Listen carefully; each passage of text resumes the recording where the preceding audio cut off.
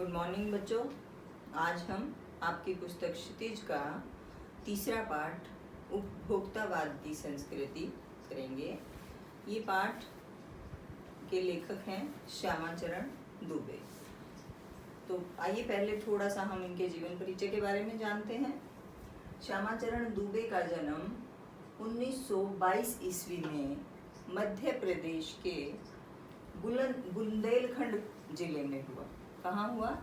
मध्य प्रदेश के बुंदेलखंड जिले में। इनकी जो आरंभिक शिक्षा थी, मतलब जो स्कूलिंग थी, वो वहीं से स्थानीय पाठशाला बुंदेलखंड से ही हुई।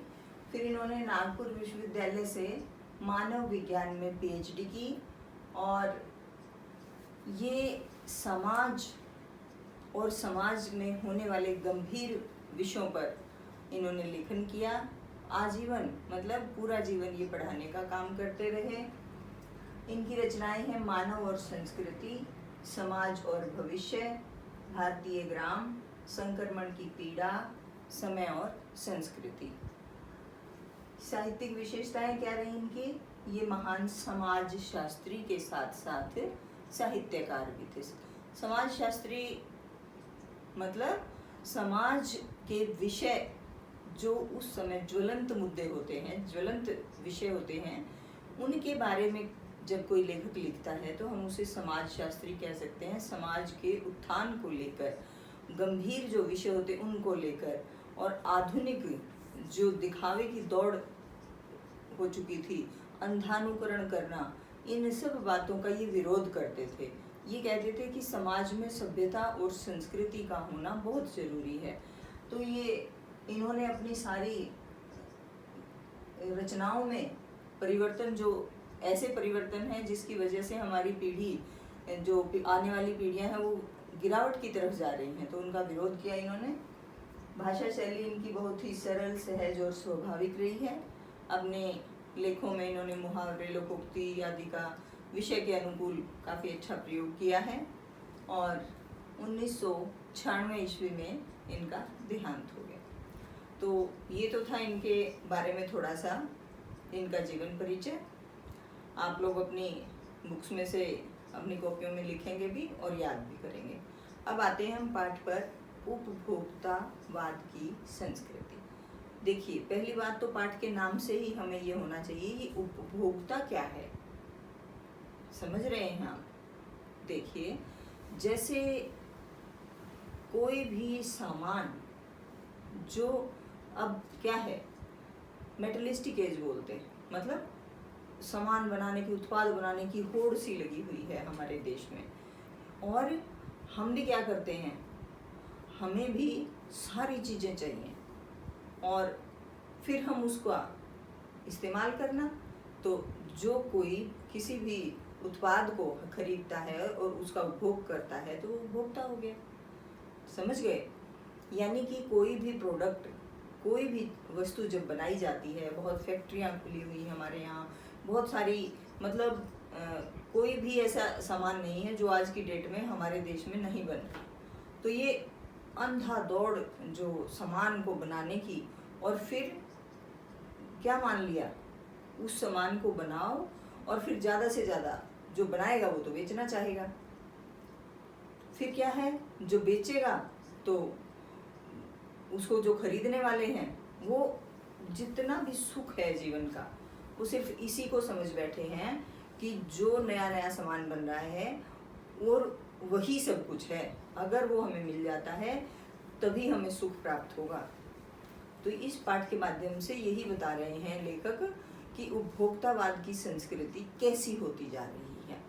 इस पाठ में ये बताया है कि दिनों दिन बढ़ता हुआ जो विज्ञापन है, जो बाजार शैली है, वो क्या कर रही है, वो हमें बरगला रही है, आकर्षित कर रही है अपनी तरफ, और हम उसकी तरफ आकर्षित हो जाते हैं।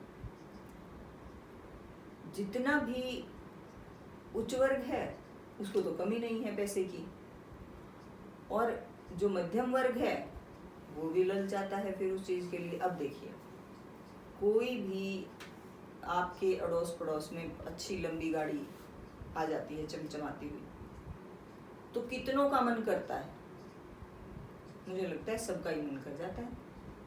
क्या होता है कि ये तो गाड़ी हमारे यहाँ भी होनी चाहिए थी। कोई भी नई वस्तु, कहीं एसी आ रहे हैं, कहीं कालीन बिछ रहे हैं, कहीं कोई और नई नई वस्तुएं लेके आ रहे हैं, ड्रेसेस, कोई भी चीज़ उठा लो आप। जैसे बाज़ारों में अब आप ऐड देखते होगे, विज्ञापन देखते होगे टीवी में, और फिर पहुंच जाते हैं बाज़ार में। विज्ञापन में देखा हमने, कोई भी एक चीज़ देखना आप ध्यान से, सुबह से शाम तक अगर आप टेलीविज़न देखोगे तो उस पर टूथब्रश, टूथपेस्ट, साबुन, मतलब कोई भी ऐसा सामान नहीं है जो रोज़मर्रा का सामान है और जो वहाँ दिखाई नहीं देता। और सारी कंपनियां अपने वाले को ज़्यादा अच्छा बताती हैं कि नहीं? वो अपने वाले को अच्छा बताएंगी और फिर क्या होगा, लगेगा कि हाँ भाई ये सबसे बेस्ट है, हम ये वाला लेके आएंगे। तो इन सामान से लेकर फिर वस्त्रों पे आ जाओ, वस्त्रों का भी ऐसा ही है। परिधान में आप लोग देखते हैं रोज रोज के फैशन बदलते रहते हैं, क्योंकि जो उत्पाद बना रहे हैं उनको तो बेचने हैं अपने, वो थोड़ा सा चेंज कर देते हैं, परिवर्तन ले आते हैं उसमें, और उस परिवर्तन को कुछ खरीद लेते हैं। फिर दूसरों को लगता है कि अरे नहीं, आज तो ये तो फैशन आउट ऑफ फैशन हो गया, ये नहीं पहनना हमें, हम तो वैसा लेके आएंगे। तो ये सब क्या है, जो आजकल के लोग हैं उन्होंने उपभोग को ही सच्चा सुख मान लिया, जबकि है नहीं। क्यों नहीं है?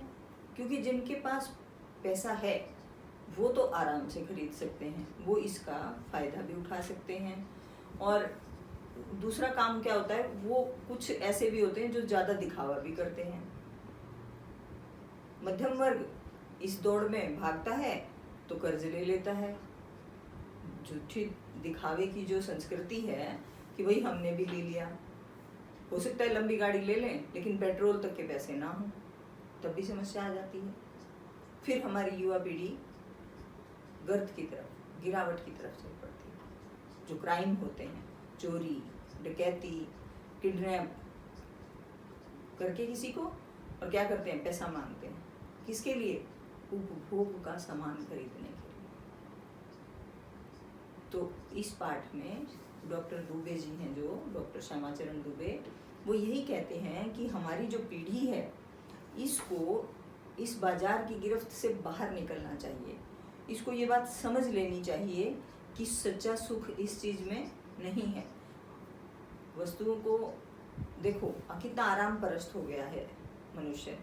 पहले कितनी दूर दूर तक जब भी जाते थे तो पैदल जाते थे ना, लेकिन आज स्कूटी चाहिए, फिर बाइक चाहिए, फिर गाड़ी चाहिए। और आप लोग देखना, जैसे जैसे बड़े होते जाओगे ना तो फिर डॉक्टर क्या कहेगा, जी साइकिल चलाया करो, जी पैदल चला करो। तो वो क्या होगा, यानी कि असली सुख जो है वो तो अपने शरीर में है। अगर हम स्वस्थ हैं तो हम सुखी हैं, और अगर इन आराम परस्त चीज़ों के बंधन में बंध जाएंगे, गाड़ी से नीचे पैर ही नहीं रखेंगे, एसीओं में रहेंगे, तो क्या होगा, शरीर खराब होता चला जाएगा। फिर हमें डॉक्टर के पास पहुंचना है, फिर वहाँ पैसे देने हैं। तो इसलिए ये कहते हैं कि जो हमारे समाज में ये अंधानुकरण चल रहा है, एक दूसरे को देखकर सामान खरीदने की होड़, और फिर उस होड़ के कारण युवाओं में गिरावट, क्राइम का बढ़ना, ये सब क्या है, उपभोक्तावाद की वजह से ही है। अगर सही ज़रूरत की चीज़ को खरीदा जाए और सच्ची सारी अपनी सभ्यता, संस्कृति, हर चीज़ को नज़र में रखकर तभी हम अगर इनका उपयोग करें, तभी क्या है, सच्चा सुख है। लेकिन आधुनिक पीढ़ी क्या मान रही है, ये आपसे प्रश्न भी पूछेंगे कि सच्चा सुख किसे मानते हैं आजकल। तो आधुनिक पीढ़ी तो क्या करती है, उपभोग को ही सच्चा सुख मान रही है कि भाई हमें इतना इतना सामान खरीद लिया, ऐश हो गई, अब हमारी आराम से रहते हैं। अभी लग रहा है ना, लेकिन बाद में नहीं लगेगा।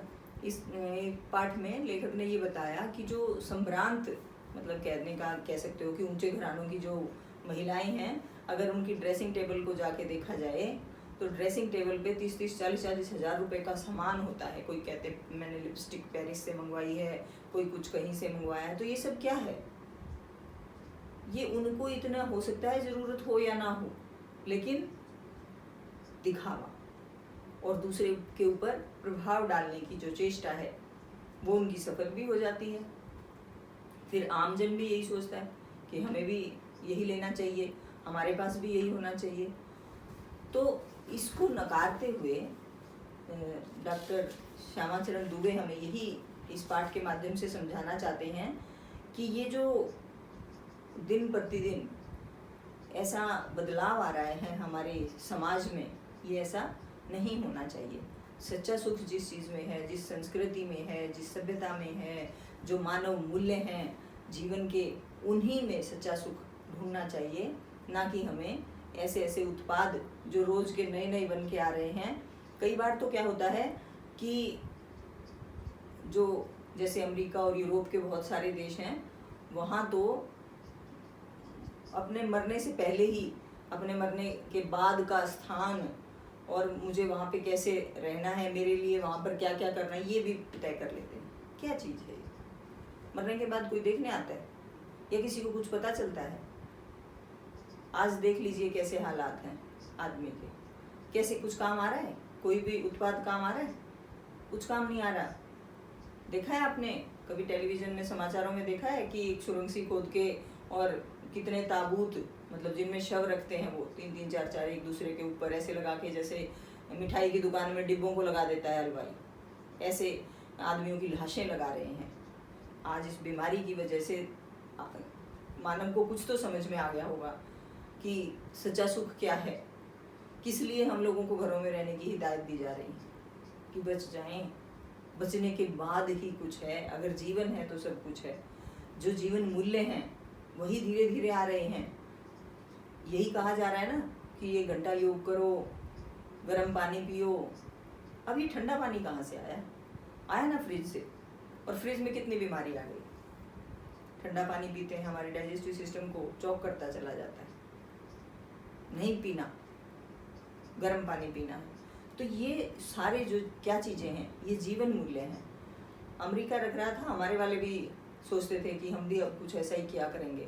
कहाँ करने की ज़रूरत पड़ रही है? डेड बॉडी घर वालों तक को नसीब नहीं हो रही है, नहीं हो रही ना, वहीं पे जला दी जाती हैं। बिजली के वो उपकरण बना रखे हैं, उसमें डालते हैं और बस स्वाहा, कुछ नहीं बचता। तो इस पाठ में भी श्यामाचरण दुबे यही कहते हैं कि इन सारी चीज़ों के पीछे भागने की बजाय जो हमारी संस्कृति है, हमें उसके जीवन मूल्यों को अपनाना चाहिए।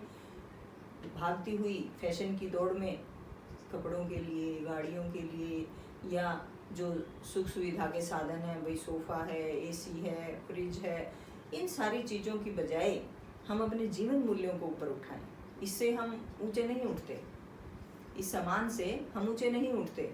हम किस चीज़ से ऊंचे उठते हैं? जीवन मूल्यों से। अगर किसी का जीवन किसी दूसरे के लिए, जैसे हम लोग मानते हैं कि एक अध्यापक का जीवन जो होता है वो बहुत सारी हमारी मतलब एक पीढ़ी के लिए काम आता है। कहते हैं ना कि एक टीचर सब कुछ बना सकता है, इंजीनियर भी, डॉक्टर भी, और बड़े बड़े अधिकारी भी, अफसर भी, लेकिन ये सारे मिलकर भी एक अध्यापक को नहीं बना सकते। क्यों नहीं बना सकते? क्योंकि जो जीवन मूल्य या जो संस्कृति आपके अंदर टीचर डाल देते हैं, वो काम कोई और नहीं कर सकता। तो यानी इस पाठ के ये तो जरिए जो हमारे दुबे साहब हैं, इन्होंने भी यही हमें समझाया है कि इन सारी चीज़ों की दौड़ में शामिल होना छोड़कर हमें अपने जीवन के मूल्यों को अपनाना चाहिए। मानव जीवन में शांति की खोज करनी चाहिए, अशांति की नहीं, क्योंकि इन सारी चीज़ों से तो अशांति फैलती है। एक ले आया, दूसरे को लगा मेरे पास भी होना चाहिए, तीसरे को लगा मेरे पास भी होना चाहिए, दो के पास हो सकता है पैसे हों, तीसरे ने कुछ ना कुछ फिर गड़बड़ करनी है। या तो वो चोरी करेगा, या वो किसी से पैसे छीन के भागेगा, या मर्डर करेगा। तो ये सब क्या है? अशांति पैदा करने वाली चीज़ें हैं।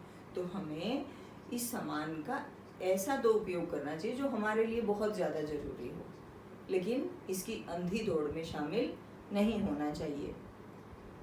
और क्या होता है, एक और भी बात होती है, अगर आपका पड़ोसी 2-3 लंबी लंबी गाड़ियाँ ले आए, अच्छी ऊंची कोठी बना ले, और फिर देखो आपकी आज एसी आ रहे हैं, आज एलईडी आ गए बड़े बड़े, आज ये हो गया, तो क्या होगा?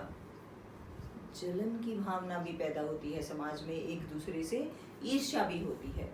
क्योंकि बहुत से तो, कुछ लोग तो ये मान जा सकते हैं कि हो सकता है इसने अच्छा कमा लिया हो, लेकिन कुछ लोगों के दिमाग में क्या आएगा कि पता नहीं कहाँ से गलत तरीके से कमा रहा है। फिर लोग एक दूसरे से जलना शुरू हो जाते हैं, चाहे आपस में भाईचारा ही क्यों ना हो। तो ये सब क्या है? ईर्ष्या, अशांति, असभ्यता, ये सारी चीज़ें इन वस्तुओं की वजह से, जो निर्जीव वस्तुएं हैं, जिसे आज की पीढ़ी अपना सब कुछ सोच रही है कि यही सच्चा सुख है, इसी के उपभोग में सच्चा सुख है, ऐसा कुछ नहीं है। इन चीज़ों से अशांति भी फैल रही है, असभ्यता भी हो रही है, संस्कृति का नाश हो रहा है। तो इन चीज़ों के पीछे नहीं भागना है। पाठ के अंत में श्यामाचरण दुबे जी कहते हैं कि जैसे कि गांधी जी ने कहा था कि स्वस्थ सांस्कृतिक प्रभावों के लिए हमें अपने दरवाजे खिड़की खुले रखने चाहिए, लेकिन ऐसी चीज़ों को त्याग देना चाहिए जो हमारी संस्कृति की नींव ही हिला दें। तो ये आपका पाठ था, उपभोक्तावाद की संस्कृति, जिसमें आपको समझ में आ गया होगा कि लेखक क्या कहना चाहता है कि उपभोग की जो वस्तुएं हैं उनका भोग करना ही सच्चा सुख नहीं है। जीवन मूल्य, संस्कृति, ये सब क्या है? यही सच्चा सुख हमें दे सकती हैं। तो ये था आपका पाठ उपभोक्तावाद की संस्कृति। धन्यवाद।